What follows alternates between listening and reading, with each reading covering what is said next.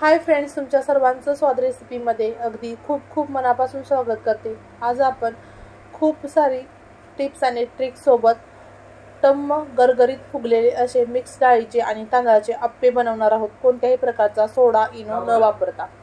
तर मी इथं 1 वाटी उकडा तांदूळ घेतलाय किंवा रेशनिंगचा तांदूळ घ्यायचा किंवा जो चिकट नसतो तो कोणताही तांदूळ वापरू शकता। त्यानंतर 1 वाटी मुगाची डाळ घेतली, 1 वाटी उडदाची डाळ घेतली आणि 1 वाटी हरभऱ्याची डाळ घेतली। तर डाळी आणि तांदूळ सम प्रमाणात मी घेतलेला आहे। जर तुम्हाला आवडत असेल तर तुम्ही तांदळाचं प्रमाण थोडंसं जास्त ठेवू शकता, म्हणजे 2 वाटी तांदूळ घेतलं आणि बाकी सर्व डाळी 1-1 वाटी घेतल्या तरी सुद्धा चालतं, खूप छान अप्पे होतात। आता एक वेळ हे मी स्वच्छ धुवून घेतल्या डाळी आणि त्यानंतर डाळी भिजतील इतकं पाणी घालायचं आणि 8 ते 9 तास भिजवून द्यायचं। 8 ते 9 तासानंतर तुम्हाला मी दाखवते तांदूळ आणि डाळ खूप छान पद्धतीने भिजलेला आहे।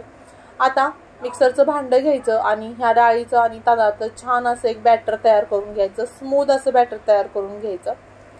तर बॅटर तयार करत असताना पाण्याचा वापर, ज्या डाळी आपण भिजवलेलं पाणी आहे तेच वापरायचं। आता आपलं स्मूथ असं बॅटर तयार झालंय, ते मी एका पातेल्यामध्ये काढून घेते आणि याच पद्धतीने सर्व डाळ आणि तांदूळ मी बारीक करून घेतलेली आहे।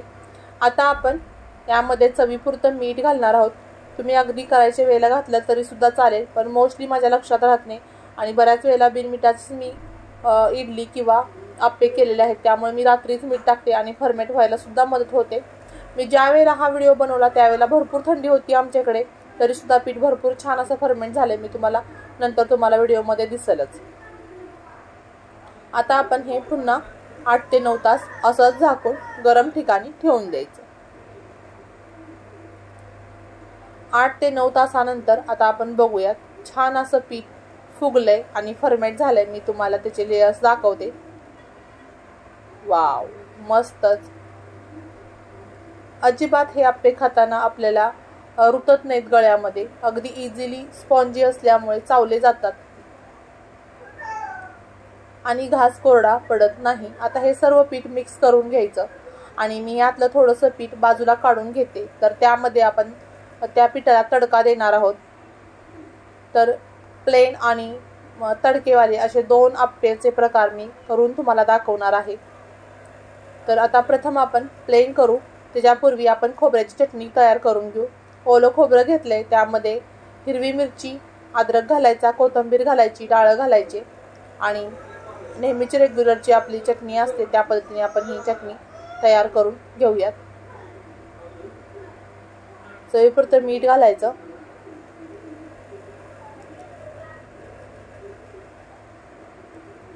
आणि थोडंसं आलं सुद्धा घालायचं। जर प्रथमच तुम्ही माझा व्हिडिओ पाहत असाल तर चॅनलला सबस्क्राईब करायचं आहे, जेणेकरून नवीन येणाऱ्या व्हिडिओचे नोटिफिकेशन सर्वात प्रथम तुम्हाला मिळेल। आणखी कोणत्या प्रकारच्या रेसिपी पाहायला तुम्हाला आवडतील त्यासाठी कमेंट्स बॉक्समध्ये कमेंट्स करायची आहे। थोडीशी साखर घालायची, त्यामुळे टेस्ट त्याची मेंटेन होते। आणि ही खोबऱ्याची चटणी तयार झाल्यानंतर मी त्याला तडका देऊन घेतलाय, जिरं मोहरीचा आणि कढीपत्त्याचा। तर अप्पे पात्र आपण गरम व्हायला ठेवलंय। तर हे अप्पे पात्र माझं बिडाचं आहे, त्यामुळे मी 15 मिनिटं आधी ते गरम व्हायला ठेवलं, कारण बिडाचं भांडं आहे ते पटकन गरम होत नाही, ते गरम झालं की नंतर थंड होत नाही, ही एक त्याचा फायदा आहे। जसं ते लवकर गरम होत नाही तसं ते लवकर थंडही होत नाही, त्यामुळे एकदा गरम झालं की तुमचे अप्पे पटपट असे तयार होतात। आता अप्प्याच्या पात्राला सर्वत्र मी तेल लावून घेतलेलं आहे। जे आपण बॅटर बनवलंय ते आपण थोडंसं अंतर ठेवून बॅटर ते इडलीच्या पात्रात घालतो तसं घालायचं आहे, पण थोडंसं वरती जागा ठेवायची, कारण ते फुगणार असतात आणि वर येतात। तर मध्ये घालताना आपण सर्वात लास्टला घालायचं, कारण मधला भाग खूप गरम असतो, त्यामुळे मधला अप्पे जो आहे तो पटकन भाजला जातो। आता आणखी थोडंसं तेल आणि झाकण ठेवायचं। मध्यम गॅसवरती 5 ते 6 मिनिटं ही अप्पे आपण शिजवून घ्यायची, वाफवून घ्यायची।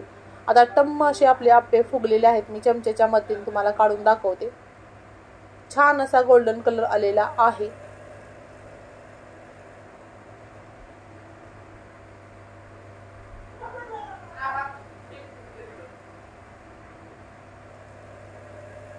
एखादा अप्पे थोडासा चिटकू शकतो, कारण अप्प्याचं भांडं पटकन गरम होत नाही मी सांगितल्याप्रमाणे। जर तुमचं नॉनस्टिकचं असेल तर अगदी इझिली ते गरम होत, एकतर पटकन गरम होतं आणि पटकन ते थंडही होतं। आता सर्व अप्पे आपण पुन्हा एकदा एक 5 मिनिटं दुसरी बाजू त्याची भाजून घ्यायचे। पुन्हा थोडंसं मी तेल सोडते आणि क्रिस्पी असे बाहेरून आणि आतून जाळीदार असे आपले हे प्लेन अप्पे तयार झालेले आहेत। ते मी एका प्लेटमध्ये काढून घेते।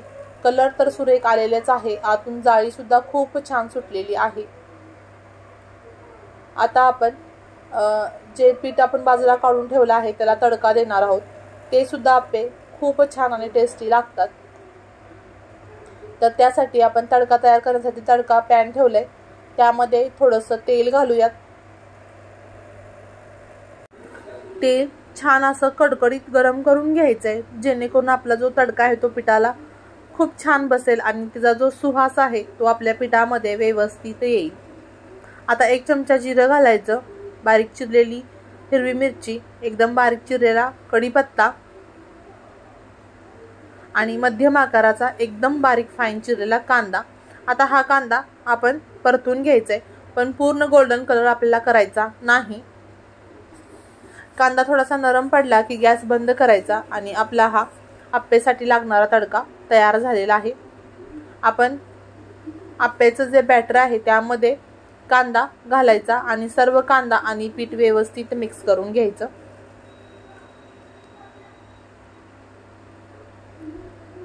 आता आपण या पिठाचे सुद्धा अप्पे तयार करून घेऊ। तर प्रथम थोडंसं अप्पे पात्राला तेल लावून घ्यायचं। तवा आता गरम आहे, त्यामुळे आपले अप्पे पटकन होतील, जास्त वेळ लागणार नाही।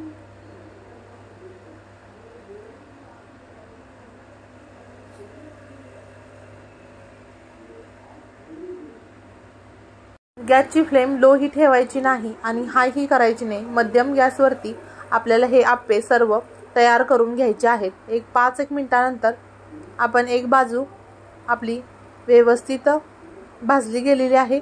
आपण वरची बाजू आहे ती पलटी करूयात, जेणेकरून खालची बाजू सुद्धा व्यवस्थित भाजली जाईल।